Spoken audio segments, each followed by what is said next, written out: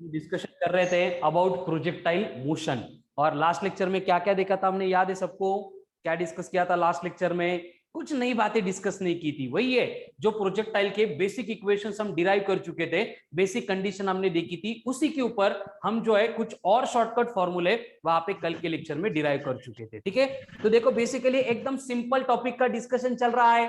पहले एक दो लेक्चर में लग रहा था कि क्या ये प्रोजेक्टाइल क्या क्या है, कहां से इक्वेशन आ रहा है, लेकिन अभी देखो जैसे प्रोजेक्टाइल खत्म होने को आ रहा है तो सब कंसेप्ट के साथ, सभी फॉर्मूले के साथ यूज टू हो गए, मतलब अभी उससे डर नहीं लगता है। डायग्राम है, पीरियोडिक टाइम है, इक्वेशन ऑफ ट्रैजेक्टरी है ना, तो ये सारे जो इक्वेशन है, सारे जो फॉर्मूले यूज टू हो गए। तो यही बात आपको हर एक टॉपिक में मतलब समझनी है कि कोई भी चीज जब तक अपन करते नहीं है तब तक वो डिफिकल्ट लगती है, एक बार उसको कर दिया तो वो एकदम इजी बन जाती है। जैसे आपका 10th का ही एग्जांपल लेंगे, है ना, 10th में पास होना बहुत डिफिकल्ट लग रहा था आपको, यस?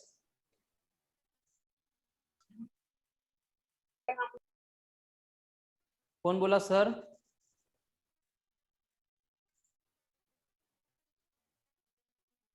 ओके ठीक है, कोई नहीं।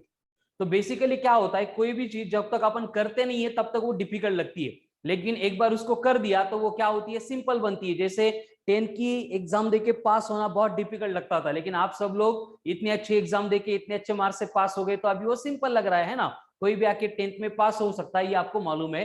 तो वही बात हर एक टॉपिक में होने वाली है, तो टॉपिक के स्टार्ट में डरना नहीं है, एंड टॉपिक के लास्ट में ज्यादा उड़ा भी मारना नहीं है, एक्साइट भी होना नहीं है। ठीक है, कोई भी चीज लाइफ में किसी भी केस में ये अप्लाई करेंगे तो सेम पार्ट एप्लीकेबल है।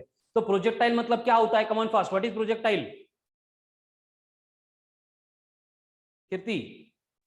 Sir, when body is thrown in a when body is thrown with some initial velocity making a certain angle with the horizon only under the influence of gravity. Very good. तो वहां पे condition क्या consider करनी कि it must move, it have to move only under the influence of gravity. Influence वहां of पे body का gravity. खुद का फोर्स नहीं होगा, एयर का रेजिस्टेंस नहीं होगा, No air और resistance and effect of curvature of Earth. Effect of rotation भी कंसीडर नहीं किया जाएगा। ठीक है, तो हमें करना क्या पड़ता है, हर एक स्टेप में इस प्रोजेक्टाइल को पढ़ते टाइम जो भी डिस्प्लेसमेंट, वेलोसिटी, एक्सेलरेशन होगा, ये मोशन इन ए प्लेन है, इसलिए हम क्या करते हैं, हर एक पॉइंट पे जाके उसको दो कंपोनेंट्स में रिजॉल्व करते हैं, एक एक्स के अलोंग, दूसरा वाई के अलोंग। ठीक है, तो प्रोजेक्टाइल दिखा, प्रोजेक्टाइल सुना, मतलब हमें मालूम होता है कि इस तरह की एक डायग्राम आने वाली है जिससे रिलेटेड हर एक क्वेश्चन में हमें डिस्कशन करना है। ठीक है, जिस पॉइंट से प्रोजेक्टाइल प्रोजेक्ट होता है that will become point of projection. ठीक है, जिस पॉइंट पे मतलब हाईएस्ट पॉइंट पे यहाँ पे बॉडी जा रही है वो बन गई मैक्सिमम हाइट, जिस पॉइंट पे बॉडी रिटर्न आती है दैट विल बिकम रेंज, जिस एंगल से प्रोजेक्ट किया था वो बनेगा एंगल ऑफ प्रोजेक्शन, जिस वेलोसिटी से प्रोजेक्ट किया था वो बनेगी velocity of projection.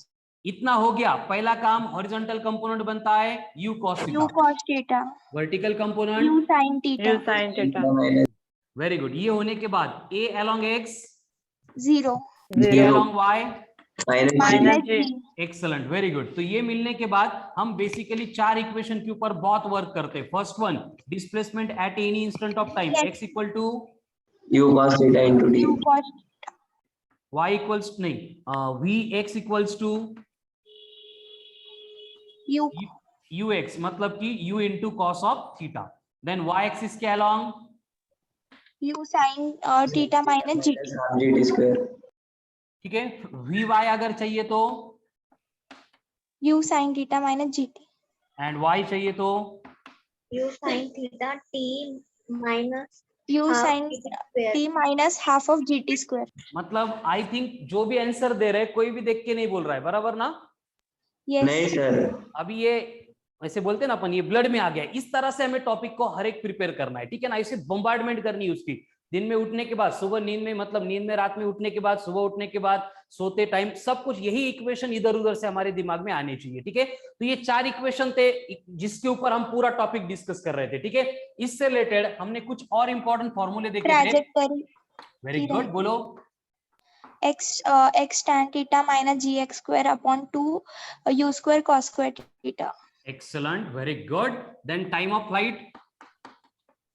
2u sin theta by g. Then maximum height. U square sin square theta by 2g. Excellent, very good. Then range.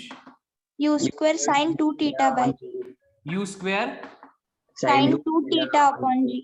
एकदम बेसिक इंपॉर्टेंट पार्ट था related to projectile motion. जितने भी questions आएंगे उनको solve करने के लिए यही डेटा हमें अप्लाई करना है, लेकिन हर बार जो क्वेश्चन है इतना स्ट्रेट फॉरवर्ड नहीं होगा। जैसे आप एसबीटी में एक्सपीरियंस कर रहे हो, कितना भी प्रिपरेशन करो, है ना कीर्ति, एक वर्ड भी गलत रीड कर दिया क्वेश्चन रॉन्ग। इसलिए हमें क्या करना पड़ेगा रणिता, क्या करना पड़ेगा? जल्दी रीड करके।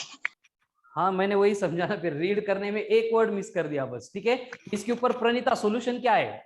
प्रैक्टिस प्रैक्टिस नहीं, practice practice and practice practice practice. Very good, ठीक है। तो अगर ये इस तरह से करेंगे तो कितना सिंपल है, देखो, ठीक है।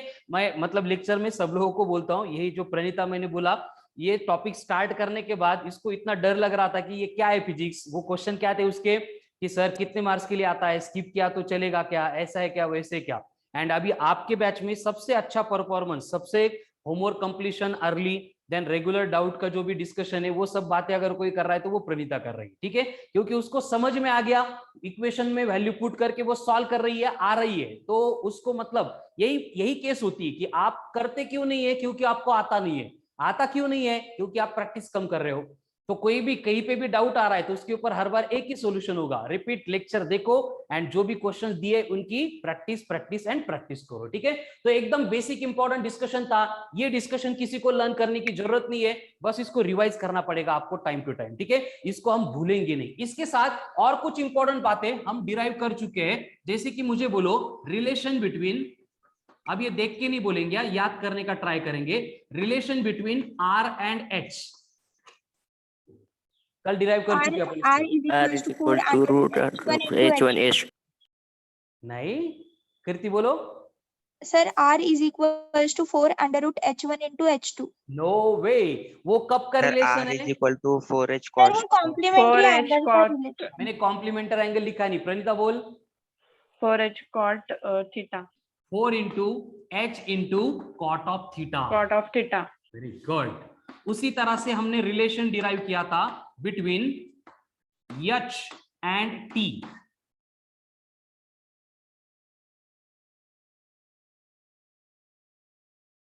नहीं,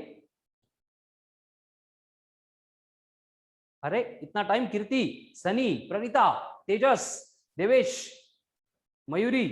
सर यहाँ पे कॉम्प्लीमेंट्री नहीं है। कॉम्प्लीमेंटरी नहीं, इन जनरल की बात कर रहे हैं। कॉम्प्लीमेंट्री में लिख के दूंगा, कॉम्प्लीमेंट्री की केस है।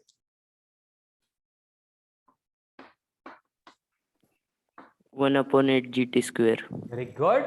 H equals to 1/8 GT square. Notebook में ढूंढ रहे थे या फिर स्क्रीनशॉट फाइंड कर रहे थे? उसको मत करो बेटा, आपके दिमाग में ऑलरेडी उसको फाइंड करने का, रिवाइज करने का ट्राई करो, ठीक है। अगर आपको बोला है कि R equals to n times of H है तो थीटा कितना होता है? Sir, 76 degree. Sir question R equals to n times of H है, then theta will be 70 degree. tan inverse of 4/n। देवेश, tan inverse of 4/n and एक special case है जब R इक्वल्स टू H बनता है तो theta बनता है tan इनवर्स ऑफ 4 tan यानी इनवर्स ऑफ 4। 76 डिग्री। क्लियर है?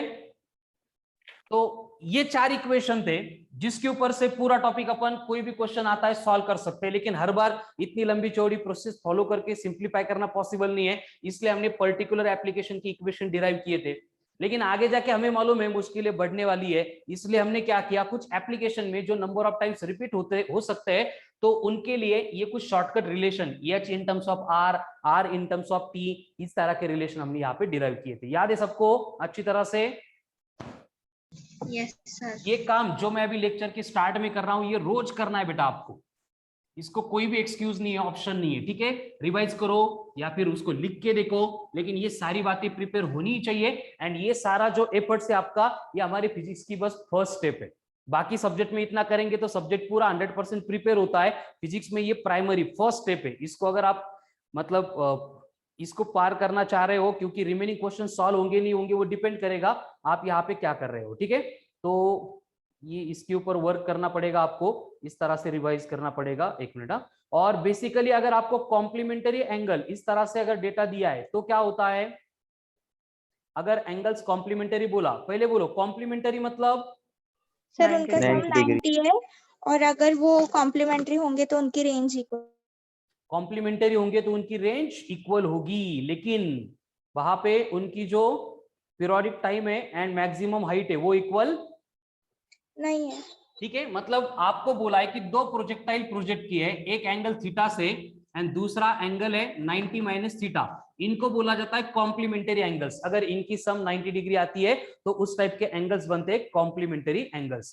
तो इस तरह से प्रोजेक्टाइल प्रोजेक्ट करेंगे तो वहां पे क्या होता है, दोनों की रेंज इक्वल होती है, यानी R1 हमेशा से R2 के इक्वल रहेगा। ठीक है, देन H1 कितना होगा पटपट? U square sin square theta by 2g. U square sin square theta upon 2g. H2 कितना होगा? U square cos square theta by 2g। तो H1 प्लस H2 कितना होगा? U square U upon 2 square by U 2g. square upon Word U square upon twice of g। Then H1 by H2 कितना होगा? tan square theta. Tan square theta. tan square theta। उसके बाद में T1 कितना होगा? 2u sin theta upon g. Very good. And T2 कितना होगा? 2u cos 2u theta cos upon g. theta upon g. 2u cos theta upon g। तो T1 plus T2 कितना होगा? 2u upon g whole square. 2u upon g whole square. वो T1 plus T2 नहीं होता है, T1 square plus T2 square होता है। कितना होता है? 2u by g का Whole square. And T1 by T2। Tan theta. Tan Tan theta. theta. And theta.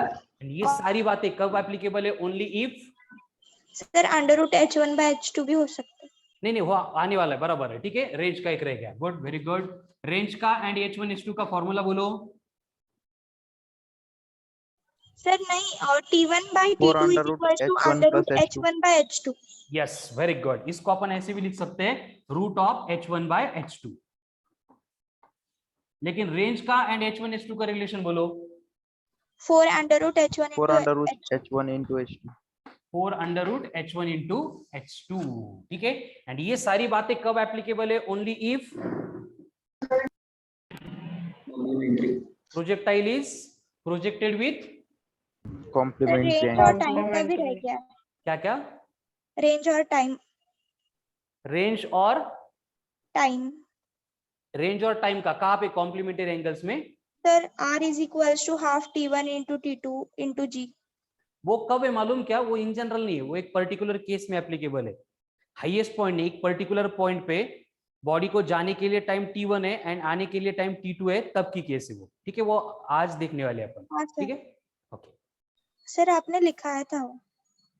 कल क्या? नहीं सर, कॉम्प्लीमेंट्री एंगल के वक्त। ओके, कॉम्प्लीमेंटरी एंगल के time. Yes sir.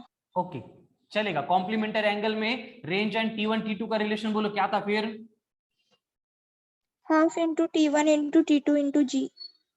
Half into T1 into T2 into g. जी। ठीक है, चलो। तो इस तरह के ये रिलेशंस हो गए।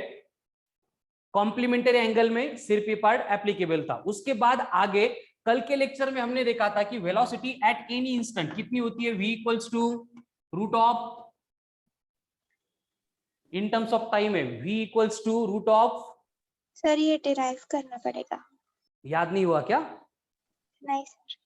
ठीक है, किसको याद है? तेजस,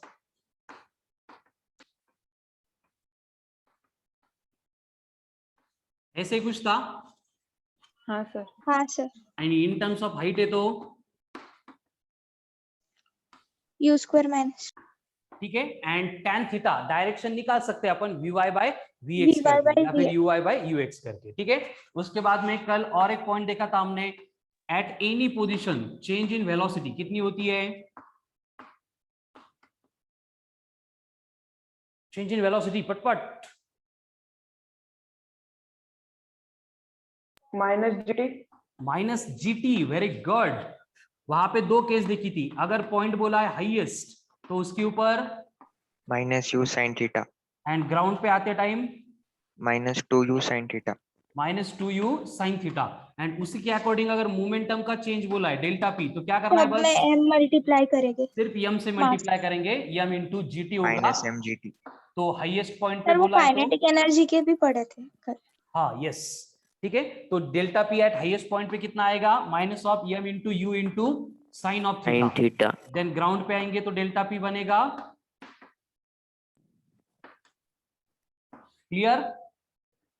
Yes, sir. उसके Yes, बाद sir. स्पीड भी पड़ी थी, चेंज इन स्पीड, बराबर। Yes, sir. Yes. तो स्पीड एट हाईएस्ट पॉइंट पे कितनी थी? U cos theta. U cos theta. Delta u बोलो, हाईएस्ट पॉइंट पे डेल्टा यू कितना था? U cos theta. U cos theta. U into 1 minus cos theta. u cos theta minus you, मतलब कि u in bracket cos theta minus 1, लेकिन ये minus में आएगा इसलिए u minus u cos theta किया था, मतलब u in bracket 1 minus cos of theta. Clear? And ground पे बोला तो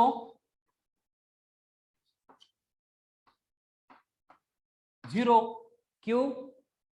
होता क्या है, ग्राउंड पे आने के टाइम जो वेलोसिटी ऑफ प्रोजेक्शन थी एंड जो वेलोसिटी ऑफ स्ट्राइकिंग ग्राउंड होता है, दोनों का मैग्नीट्यूड क्या होता है? Same. Same, only direction change होती है, इसलिए स्पीड में मैग्नीट्यूड को सब्ट्रैक्शन लेंगे तो वो 0 बनेगा। क्लियर? Yes, sir. इसके बाद में काइनेटिक एनर्जी के रिलेशंस भी देखे थे। अगर बॉडी को हम प्रोजेक्ट कर रहे हैं और प्रोजेक्ट करते टाइम हम 10 बार उसको रिपीट कर रहे हैं कि जब भी बॉडी प्रोजेक्ट होगी तो उसको सिर्फ इनिशियल वेलोसिटी देंगे, उसको छोड़ के कुछ भी नहीं होगा। इसका मतलब while projecting the body only has kinetic energy. कितनी? Half mv square. Half of m into you square. ठीक Yes. है, लेकिन वहां पे हमने देखा था कि जैसे जैसे पॉइंट मतलब प्रोजेक्टाइल अपवर्ड जाता है वैसे वैसे काइनेटिक एनर्जी Increase होती है. डिक्रीज होती है and Oh, potential sir, energy, potential energy increase होती है. Sir. Very good, and total energy Constant. Constant. Constant. Constant तो रहती है। कितनी रहती है कांस्टेंट? Kinetic energy के equal. जो इनिशियल काइनेटिक एनर्जी थी यानी हाफ m u स्क्वायर था। ठीक है, काइनेटिक एनर्जी का जो फॉर्मूला है हाईएस्ट पॉइंट पे कितना होता Half है? mu square cos square theta. मतलब e cos square theta and potential energy. E sin square theta. ठीक है, तो इतनी सारी बातें हम विद एप्लीकेशन प्रोजेक्टाइल से रिलेटेड पढ़ चुके हैं। आपको और ये एक हो गई थी. हाँ सर वो 90 डिग्री एंगल इनिशियल वेलोसिटी के हाँ साथ यस, वो भी पढ़ा था है ना कल। ठीक है, अगर बॉडी को प्रोजेक्ट कर रहे हैं and initial velocity and particular point पे वेलोसिटी दोनों एक दूसरे को म्यूचुअली परपेंडिकुलर बन रही है, तब उस केस में टाइम कितना हो जाता है? u upon sin theta into g. मतलब u upon g sin theta. कब की केस है ये? जब velocity of projection becomes perpendicular to the Velocity at any instance. At any instant, किसी भी इंस्टेंट पे, और वो इंस्टेंट कैलकुलेट करने के लिए ये फॉर्मूला हमारे पास है। ठीक है, तो जो मैंने अभी 20 मिनट में करके दिया है, ये सारी बातें आपको रोज सुबह उठने के बाद पहले करनी है, हर एक टॉपिक की करनी है, जैसे जैसे आगे के टॉपिक्स होंगे उससे रिलेटेड भी करनी है। ठीक है ना, तो ये अगर करते जाएंगे तो आपको थ्योरी को प्रिपेयर करने के लिए फिजिक्स में टाइम देना ही नहीं पड़ेगा। सो जो भी रिमेनिंग टाइम बचेगा हमारे पास, हम उसको यूटिलाइज कर सकते हैं टू सॉल्व द क्वेश्चन। किस लिए यूटिलाइज कर सकते हैं? To solve the question. ठीक है, तो करो क्वेश्चन सॉल्व। करते क्या क्वेश्चन सॉल्व? Yes, sir. आपको बोला है कि if projectile is projected in the space, लिख लो क्वेश्चन। चलो बोलता हूं मैं, लिख रहे सब लोग? Yes, sir. If a projectile is projected in the space with certain velocity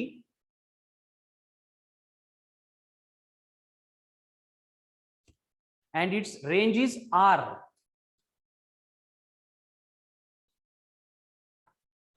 and time of flight is t। एक प्रोजेक्टाइल को हमने स्पेस में प्रोजेक्ट किया है और प्रोजेक्ट करते टाइम आपको बोला है कि उसकी रेंज r है and time of flight t है। क्लियर हो गया लिख के? सर रिपीट करो ना। If a projectile is projected in the space with certain initial velocity having range r and time of flight t,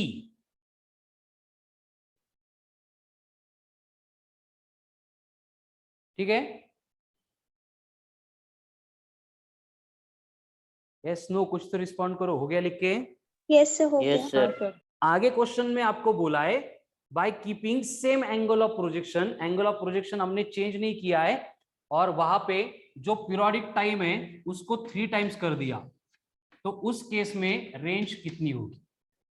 एकदम सिंपल क्वेश्चन है, जिनको कंसेप्चुअली अब तक का पार्ट जो मैंने रिवाइज करके दिया है वो क्लियर हुआ होगा, वो एकदम इजीली फाइंड कर सकते हैं। जिनको नहीं क्लियर हुआ है फॉर्मूले पुट करो और सिंप्लीफाई करने का ट्राई करो। कॉमन फर्स्ट आपको कंडीशन बोली है कि फर्स्ट केस में रेंज आर है, टाइम ऑफ फ्लाइट टी है। नेक्स्ट केस में क्या चेंजेस हुए वो बाकी दिए नहीं है, बस बोला कि टाइम 3 टाइम्स हो गया टाइम ऑफ फ्लाइट, तो रेंज में क्या होगा। तो इसको सॉल्व करने के लिए आपको क्या करना पड़ेगा, साइन कॉस के टर्म में नहीं चाहिए सनी आंसर। सॉल्व करने के लिए आपको क्या करना पड़ेगा कि रेंज एंड टी एक दूसरे के साथ कैसे डिपेंडेंट है वो देखना पड़ेगा। ठीक है, आर एंड टी का रिलेशन आपको पहले डिराइव करना पड़ेगा, उसमें फिर वैल्यू पुट करके आंसर आएगा। करते ट्राई सॉल्व करने का। यस नो, चलो 2 मिनट दिए आपको, ट्राई करो। कॉमन फर्स्ट करो कुछ तो अरेंजमेंट। अभी मोस्ट ऑफ दी जो पीपल है वो आंसर फाइंड कर सकते हैं, ट्राई करना पड़ेगा बस। चलो शुरू हो जाओ।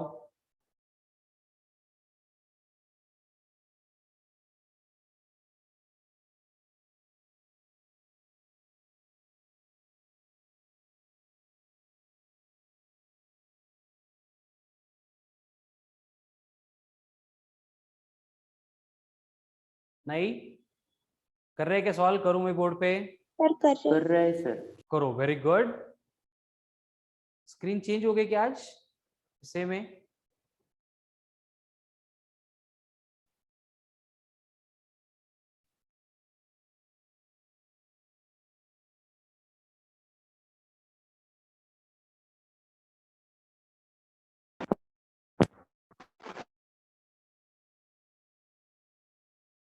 सर वो दो जो प्रोजेक्टाइल है उन दोनों की इनिशियल वेलोसिटी सेम है। हाँ, इनिशियल वेलोसिटी सेम है, एंगल ऑफ प्रोजेक्शन सेम है।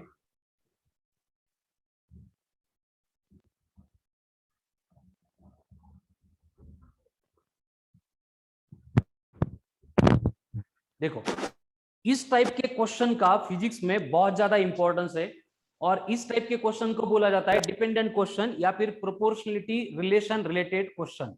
मतलब होता क्या है, देखो अगर आपको डायरेक्टली वैल्यूज पुट करके सॉल्व करना है, सिंप्लीफाई करना है, तो जिनकी कंसेप्ट क्लियर हुई है, फॉर्मूला लर्न है, वो इजीली वैल्यू पुट करके सॉल्व कर सकते हैं। लेकिन ये वाला जो क्वेश्चन है एक्चुअल में बहुत सिंपल होता है, इसको जो टाइम रिक्वायर्ड है वो भी बहुत कम होता है। लेकिन ये जो थोड़ा सा जिनका आईक्यू अच्छा है, प्रैक्टिस बहुत ज्यादा की है, वही लोग इसको सॉल्व कर सकते हैं। वेरी गुड सनी, ठीक है, we will check it. Sunny का आंसर आ गया, बाकी लोग भी ट्राई करो common fast.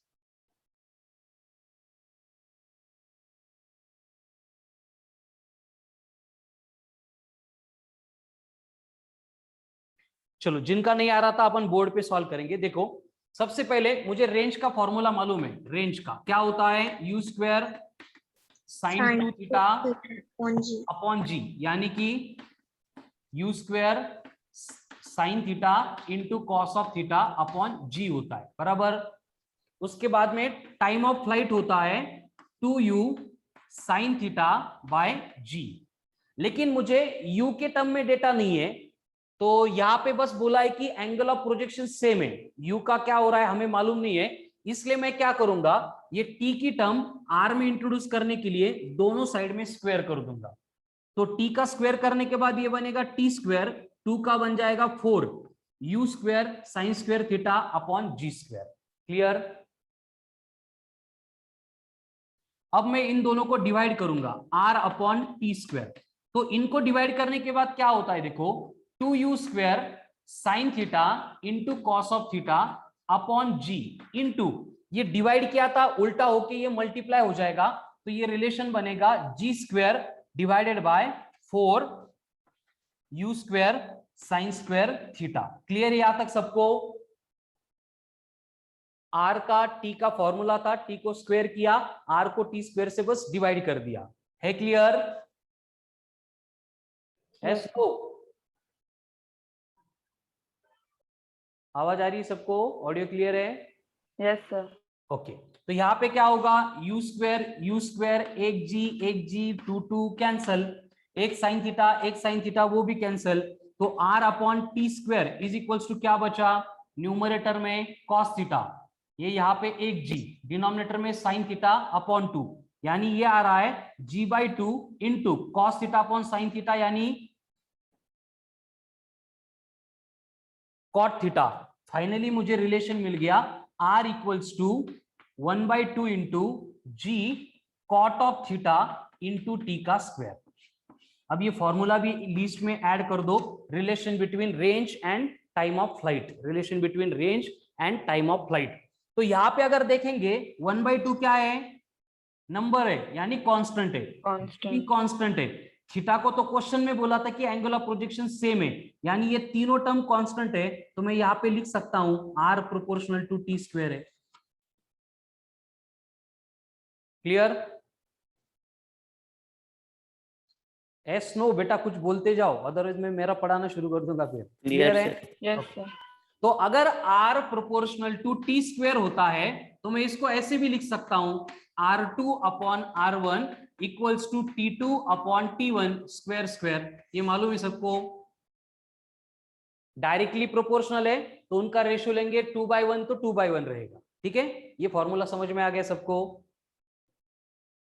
Yes, sir. Yes, sir. अब यहाँ पे हमें R2 फाइंड करना है। R2 कितनी है, R है, क्वेश्चन में बोला था।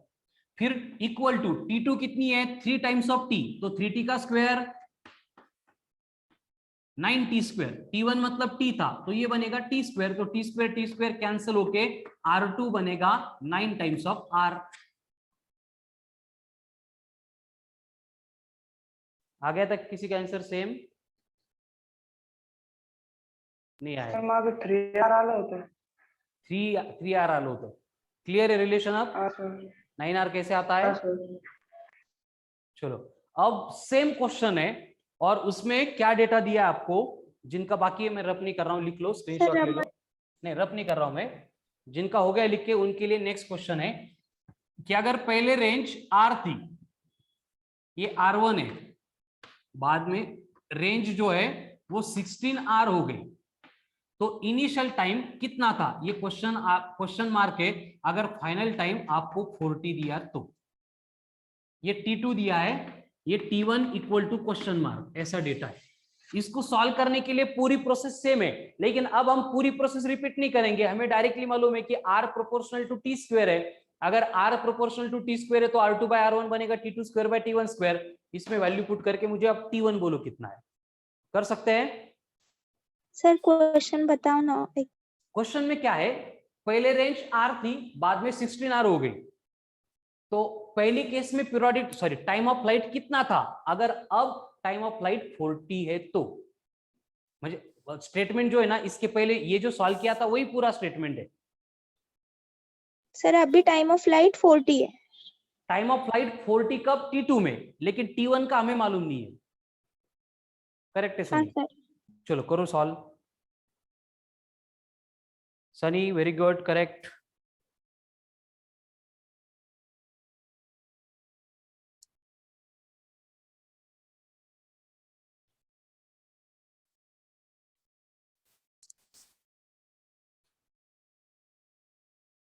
क्लियर?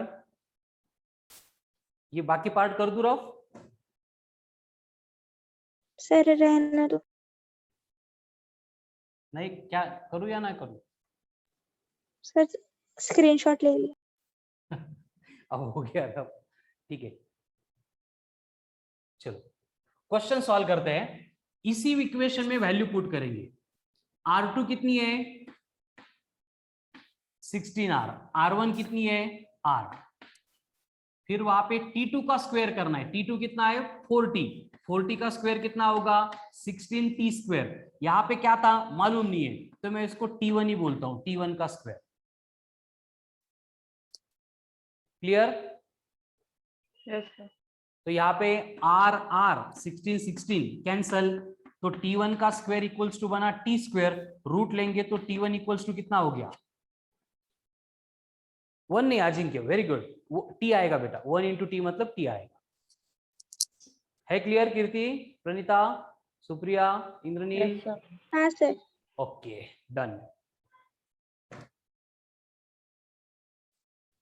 अभी आपको सेम फॉर्मूला बेस्ड एक क्वेश्चन आ रहा है और उस क्वेश्चन में आपको बोला गया है कि at what angle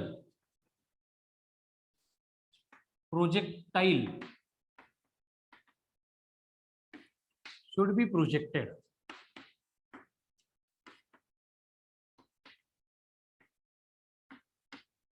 so that r becomes 8 times of t square.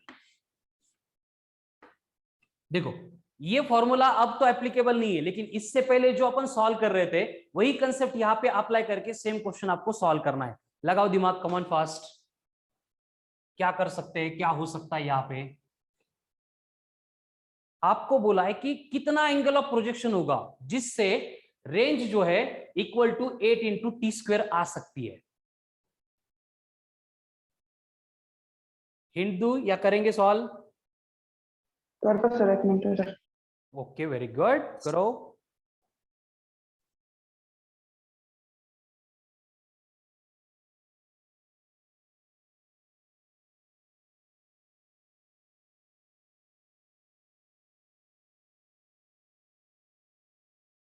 चलो बाकी लोग भी ट्राई करो, कॉमन फास्ट. होता क्या है, आपको क्वेश्चन में ही बोल देते कि करना क्या है आपको. Very good Shubham, excellent, great great job. Sir T time of flight है ना? हाँ, टाइम ऑफ फ्लाइट है, आर इज द रेंज. ये क्वेश्चन दिया है और आपको बोला है ये सिचुएशन में एंगल ऑफ प्रोजेक्शन कितना होगा, तो इनडायरेक्टली क्वेश्चन कैसे सॉल्व करना है वो भी वो बोल और रहे हैं. यहाँ पे 8 into 2u sin theta by g का होल स्क्वायर करना है. वैसे भी कर सकते हैं, या फिर आपको बोला है r upon t square equals to 8 है, लेकिन हमारे पास r एंड t के फॉर्मूले, इनको पुट कर दो अभी जो किया था वैसे. r का फॉर्मूला रेंज का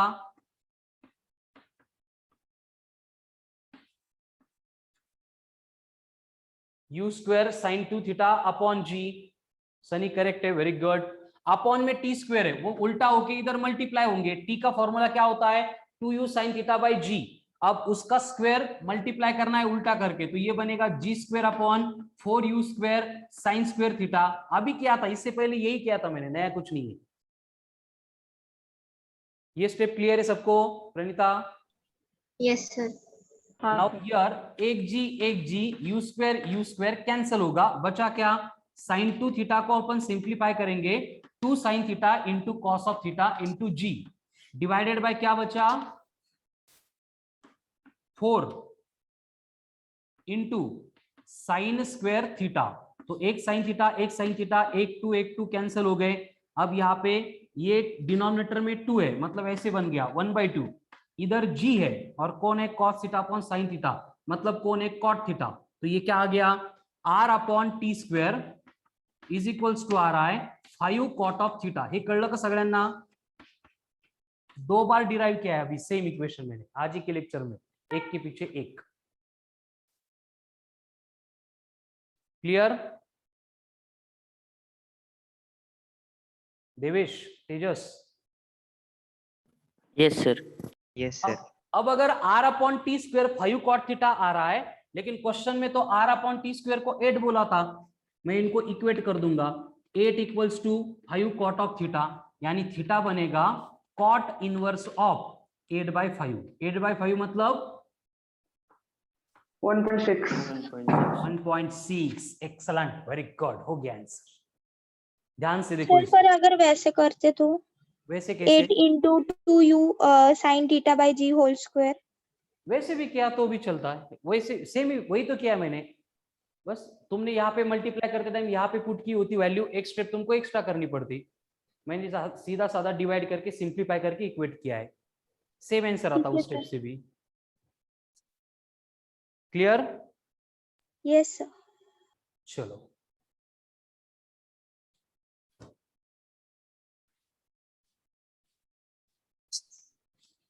आपको बोला है कि एक प्रोजेक्टाइल है, जब उसको स्पेस में प्रोजेक्ट किया है तब वो क्या कर रहा है, फर्स्ट केस में h1 5 मीटर इतनी मैक्सिमम हाइट अटेन कर रहा है, तब की केस में उसका टाइम ऑफ फ्लाइट है 1 सेकंड.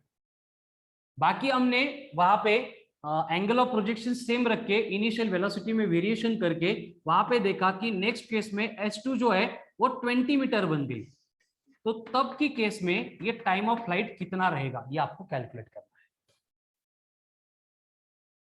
अभी आइडिया तो आ गया आपको, इस तरह के क्वेश्चन सॉल्व करने के लिए पहले हमारे पास रिलेशन चाहिए कि एच में एंड टी में रिलेशन क्या है। वो अगर रिलेशन मिल गया तो क्वेश्चन इजीली सॉल्व हो जाएगा। चलो आज ही बोला मैंने रिलेशन, पहले अपन इसको प्रूव भी कर चुके हैं। रिवाइज करो, याद करने का ट्राई करो, कमन फास्ट डू इट। क्या है एच एंड टी का रिलेशन? Very good Sunny, excellent. Sir एक बार क्वेश्चन बोलो ना। क्वेश्चन ये है कि projectile is projected in the same, in first case its maximum height was 5 metre and time of flight was 1 second. In next case its maximum height becomes 20 metre, then time of flight will be. Sir वो T1/T2 is equal to √H1/H2। वो complementary angle के लिए था, मैंने बोला नहीं वो complementary angle से थ्रू की है। लेकिन एच का एंड टी का रिलेशन का एक फॉर्मूला मैंने डिराइव करके दिया। 1/8 वेरी गुड, हो गया GT। आंसर। ये अगर याद आ गया तो आपको कोई नहीं रोक सकता। एच होता है 1/8 इंटू जी इंटू तेजस, टी स्क्वायर। वही तो है। फिर यहां से मालूम हो गया कि H प्रोपोर्शनल टू, यानी H1/H2 बना T1 square upon T2 square. अब हो जाएगा solve. Yes sir. Yes, sir. करो फिर।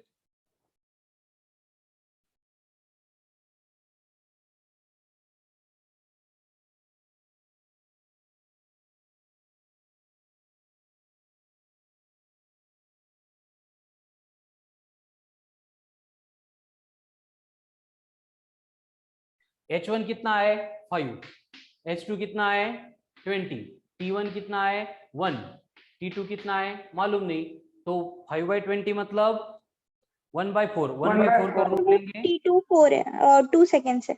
2 सेकंड। वेरी गुड, चलो क्लियर।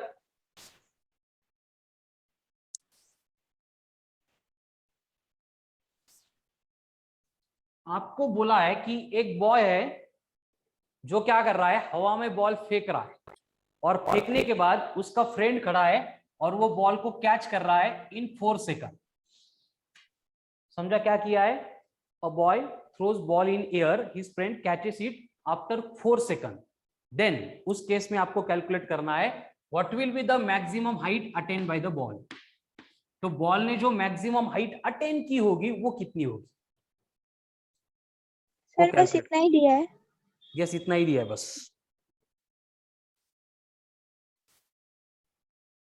लगाओ दिमाग, क्या कर सकते हैं? सर 40 मीटर है। क्या 40 मीटर? वेरी गुड, क्या बात है बेटा। चलो बाकी लोग, सनी का आंसर भी आ गया। क्या कर रहे हैं, सो गए क्या? चलो शुरू हो जाओ।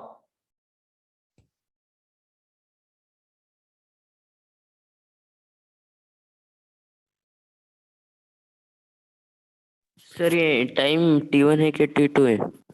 एक ही प्रोजेक्टाइल है, 2 प्रोजेक्टाइल नहीं तो T1 T2 की बात ही नहीं हुई। Okay sir. मैंने पहले भी बहुत बार बोला आपको, फिजिक्स में क्वेश्चन देखने के बाद उसके ऊपर थिंक नहीं करना है। जो मालूम है पेन हाथ में लो और लिख लो। हमें टी का फॉर्मूला मालूम है 2u sin theta by g. Question में दिया है 4 है, लिख दिया 4। अब यहाँ पे u के थीटा के बारे में कुछ भी डिस्कशन नहीं दिया है, यानी कि ये u sin थीटा कितना बनेगा 4 इंटू जी। जी मतलब 10 डिवाइड बाई 2 मतलब ये हो गया 20। ये क्लियर है सबको? मतलब टी के ऊपर से हमें बस इतना मालूम होता है। समझ लगा है? नो हो सर। नो कहो। हो सर। ओके, सर अगर 40।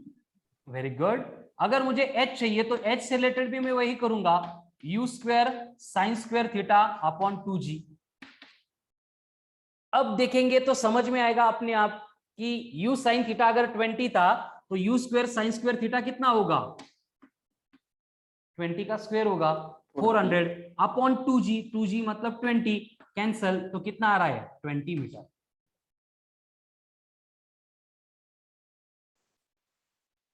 Clear?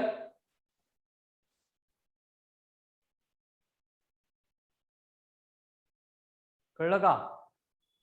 yes no? Yes sir. Yes, sir. ऐसे नहीं करना था तो आपको मैंने इससे पहले जो फॉर्मूला लिख के दिया था h इक्वल टू 1/8 GT², ये भी है। वेरी गुड शुभम, किया तो आता है बेटा, तू पहले देख के डर जाएगा, नहीं नहीं डोक्याच्या वरतून चाललं, उसको फिर मैं कोई कमेंट नहीं कर सकता, ठीक है ना। ये फॉर्मूला है, मैंने दूसरी मेथड बोल दी लेकिन ये फॉर्मूला भी बहुत बार यूज किया है। इससे करो कितना आता है, वही आता है। समझ में आ रहा है ना। तो ये जो लिस्ट ऑफ फॉर्मूले आज हमने देखी है वो बहुत हेल्प करने वाली है आपको आज की एसबीटी सॉल्व करने के लिए, ठीक है। तो आज के एसबीटी से पहले जो भी फॉर्मूले की लिस्ट मैंने बोर्ड पे बना के दी थी वो जब तक लर्न नहीं होती है तब तक लिख लो। कोई कोई है जिनको एक बार भी लिखना नहीं पड़ेगा फिर भी लर्न हो जाएगा, कोई है जिनको 20 बार 20 टाइम्स लिखना पड़ेगा फिर भी लिखो बेटा। एक बार जर्नी हमने शुरू किया है ना, जैसे बोला जाता है कि क्या है अभी स्टेटमेंट भूल गया मैं, कि किसी भी सिचुएशन में never forget why I have started, कभी भी भूलना नहीं कि मैंने शुरू क्यों किया था। अब ये डिफिकल्ट है, टाइम लग रहा है, समझ में नहीं आ रहा है, ये सारे प्रॉब्लम्स आने वाले हैं, लेकिन जब भी ऐसे लगता है एक फॉर्मूला है r is equals to t cos theta into u, ये कॉम्प्लीट आता हूं तुम्हारे इसके ऊपर, मुझे कंप्लीट करने दो पहले। तो बेसिकली क्या होता है, इस तरह से आप सॉल्व कर रहे हैं और कभी भी आपको क्वेश्चन का आंसर नहीं आ रहा है, डिफिकल्ट लग रहा है ना, वर्कलोड ज्यादा लग रहा है, एसबीटी देने की हिम्मत नहीं हो रही है, मार्क्स कम आ रहा है, कुछ भी हो जाने दो, एक ही चीज आपको रिमाइंड करनी कि मैंने ये शुरू क्यों किया था। जब डिसाइड किया था आपने साइंस लेना है, बाकी सब चीजें करनी है, तो आपका जो ड्रीम था वो आपको चाहिए और वो शुरू क्यों किया था वो याद करके फिर आपको समझ में आएगा कि एट द टाइम जो आपके दिमाग में आ रहा है वो कुछ मायने ही नहीं रखता है, वो कुछ इंपॉर्टेंट भी नहीं है। करना है मतलब करना है, जो कुछ भी है, सिंपल है तो भी करना है, डिफिकल्ट है तो भी करना है, उसको एक्सक्यूज ही नहीं है। अगर सिंपल होता तो पूरी दुनिया करती, डिफिकल्ट है इसलिए आपके जैसे स्पेशल लोग इसको कर रहे हैं, समझ में आ रहा है ना। Best role in the movie is always given to the hero only, ठीक है ना।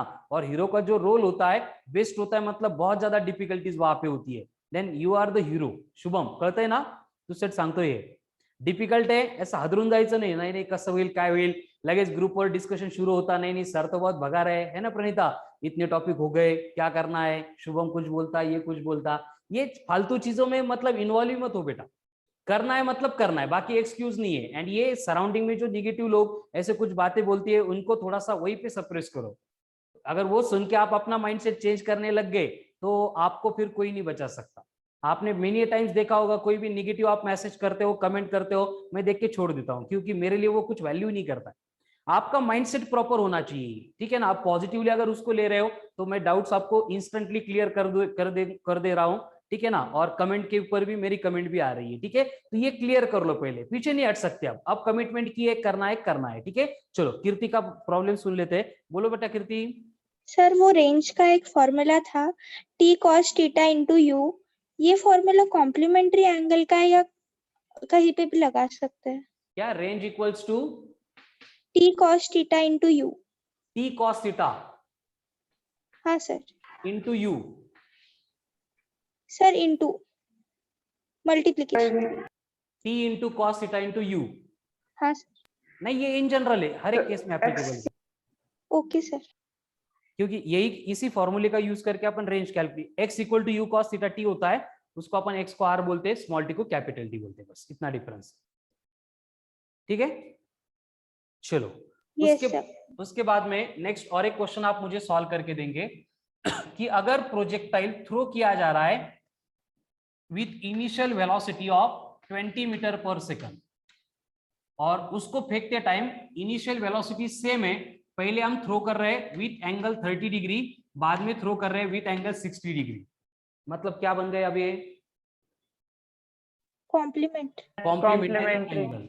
तब हमने देखा कि वहां पे जो h1 है हम कैलकुलेट कर सकते हैं, देन वहां पे जो h2 है वो भी अपन कैलकुलेट कर सकते हैं। तो इन दोनों की केस में नहीं, एक मिनट, u दिया नहीं आपको, u क्वेश्चन मार्क है और बोला है कि h1 10 मीटर है एंड h2 जो है वो 8 मीटर है, तो वहां पे वेलोसिटी ऑफ प्रोजेक्शन कितनी होगी ये आपको बोलना है। क्वेश्चन क्लियर है सबको? प्रोजेक्टाइल को दो बार फेंका है विथ सेम इनिशियल वेलोसिटी, एक बार 30 डिग्री से देन 60 डिग्री से। पहली केस में मैक्सिमम हाइट आ रही है 10 मीटर, बाद में मैक्सिमम हाइट आ रही है 8 मीटर, तो उस केस में इनिशियल वेलोसिटी कितनी होगी ये आपको कैलकुलेट करना है। कर सकते हैं?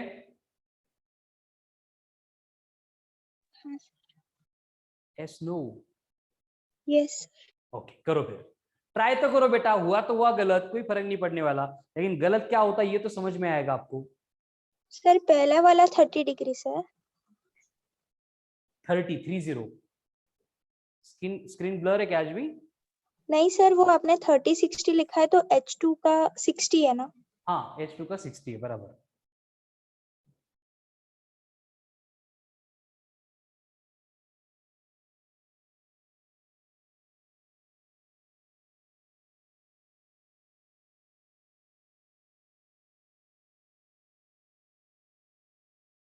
चलो ट्राई करो कमन फास्ट, गलत हुआ तो भी कोई फर्क नहीं पड़ेगा। Sunny excellent, very good, Sunny का आंसर आ गया। चलो बाकी लोग भी ट्राई करो।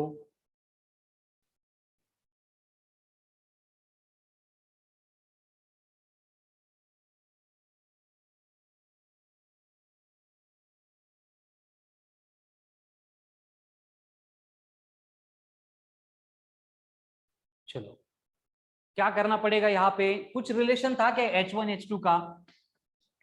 हाँ सर, tan स्क्वायर थीटा। क्या था? H1 plus H2 equal to complementary angles में U square by 2g। U square by 2g। तो 10 प्लस 8 18 इंटू 2g मतलब 20 इक्वल टू U स्क्वायर, यानी U स्क्वायर कितना आ रहा है? 18 इंटू 2 360, रूट ऑफ 360 मतलब कितना? अप्रोक्सीमेटली 19 मीटर पर सेकंड, अप्रोक्सीमेटली 19 मीटर पर सेकंड। ठीक है, यस सर। चलो नेक्स्ट, वो मंकी वाला क्वेश्चन है, मंकी वाला सॉल्व नहीं करना है, उसमें कुछ थ्योरेटिकल क्वेश्चन है। क्या है? हाँ, H1 प्लस H2 प्लस ही किया था, सॉरी प्लस किया था कि नहीं किया था, एक मिनट। 10 प्लस 18, हाँ 18 लिया था ना, कुछ भी बोलता क्या शुभम? प्लस किया था। ये पागल शुभम है। ठीक है, चलो आपको क्वेश्चन बोला है, अब मेरी डायग्राम इतनी भारी होती है आप समझ लेंगे। एक ट्री है ये, क्या ये? एक पेड़ है, इसके ऊपर एक मंकी बैठा है। अब ये मंकी कैसे ड्रॉ करना, उसमें बहुत टाइम जाएगा, नहीं तो मुझे बहुत अच्छा मंकी आता है। एज्यूम करो ये मंकी है, और इस मंकी को यहां पे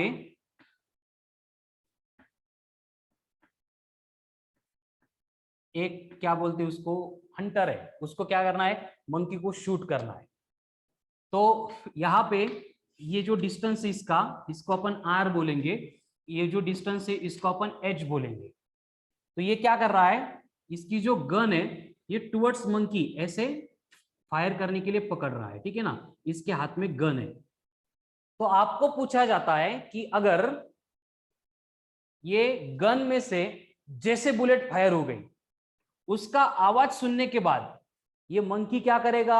जिस पेड़ से लटक रहा है उसको छोड़ देगा, तो वो नीचे सर गिरेगा। पर मंकी का रिएक्शन टाइम भी होगा। नहीं, रिएक्शन टाइम नहीं है मंकी का, मंकी हमसे ज्यादा इंटेलिजेंट है, रिएक्शन टाइम है ही नहीं उसको। ठीक है, तो उस केस में जैसे आवाज सुना उसने छोड़ दिया और मंकी नीचे गिर रहा है, तो क्या ये यहां से निकली हुई बुलेट से मंकी शूट हो जाएगा?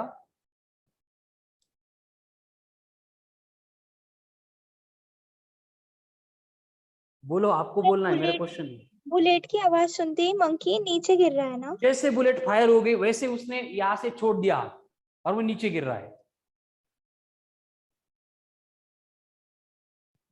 यस सर, मारेगा उसको। कैसे? बुलेट सर तो यहाँ पे मंकी, जा रही है ना, मंकी नीचे आ जाएगा तब तक। सर पर स्पीड उधर ज्यादा रहती है बुलेट की। हाँ, तो डिस्टेंस भी ज्यादा है उनका, मैंने कहाँ पे बोला इसे पेड़ के नीचे खड़ा है, बहुत दूर है वो, सर स्नाइपर से पर मार रहा वो है। बुलेट सर कौन सी एंगल पे है और डिस्टेंस कितना है उस सब पे भी डिपेंड करेगा। कुछ दिया नहीं सर वो आपको इन जनरल सर के। वो बुलेट ट्रैजेक्टरी जैसे नीचे भी आ सकती है सर। क्या क्या? बुलेट सर वो बुलेट मतलब ट्रैजेक्टरी जैसी मतलब थोड़ी नीचे भी आ सकती है ना। बुलेट नीचे भी आ सकती है, लेकिन वो एग्जैक्ट मंकी को लगेगी ऐसे कोई है क्या? नहीं सर। फिर क्या होगा? चलो 2 ही लोग बोले, बाकी लोग क्या है? तेजस क्या चल रहा है, सो गया क्या? नहीं सर। पर इधर अगर वैल्यूज होती तो इक्वेशन ऑफ ट्रैजेक्टरी से कुछ कर सकते। नहीं दी वैल्यूज, एकदम लॉजिकल क्वेश्चन है, think upon it, come on fast.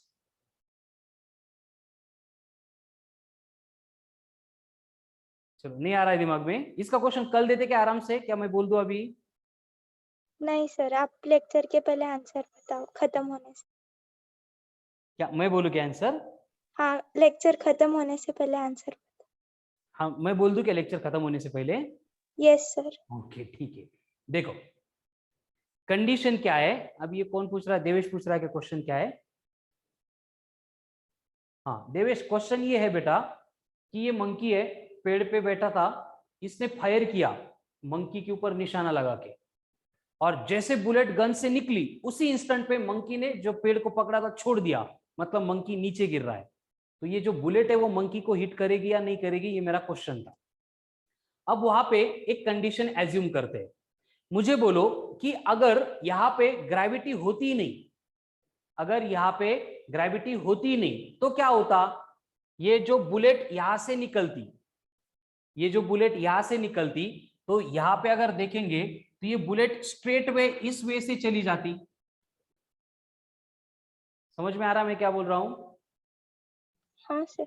Yes sir. हाँ सर। ठीक है, लेकिन ग्रेविटी के होने की वजह से हमें मालूम है कि यहां से निकलने वाली जो बुलेट है वो क्या करने वाली है? प्रोजेक्टाइल मोशन परफॉर्म करने वाली है, बराबर?